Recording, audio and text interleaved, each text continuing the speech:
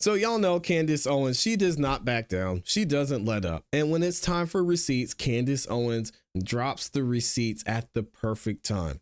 Now we're going to look into a lot of the accusations that have been going around against Candace Owens. People saying her text, the text between her and Charlie Kirk that she showed on the internet, that they were fake. She's going to debunk that. And she's going to go at some of the people who have been commenting on the way she's been moving and how she has just been relentless when it comes to finding out exactly what happened to Charlie Kirk. So we're going to look at some of the receipts here. I want to know what y'all's thoughts are. And obviously I will leave a link in the description to the full live stream from Candace, because y'all need to make sure you go over there and support her as well. Here we go.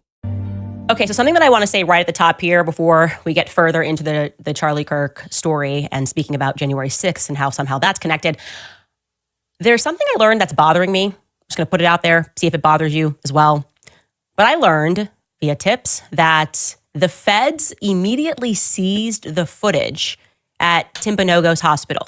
Okay, Timpanogos Hospital. Remember, this is the hospital that it was quite strange that they moved to take Charlie to because it was further and also less equipped than UV Hospital.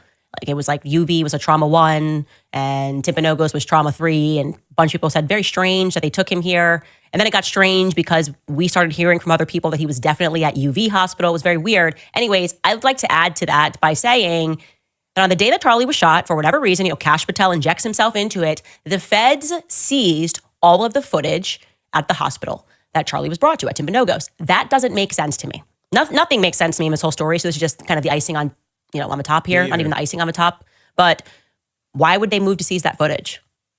How is that going to help their investigation? What's happening inside of Timpanogos? How is that going to help their investigation, their immediate boots on the ground investigation into who shot Charlie Kirk? They're trying. Now, I will say this. You guys know how TMZ is. You know there's a lot of people out there, TMZ specifically, who would be first in line to get access to this footage and to put it out, as disgusting as some people might find that. So again, I'm with Candace on her speculation about why certain things are being done.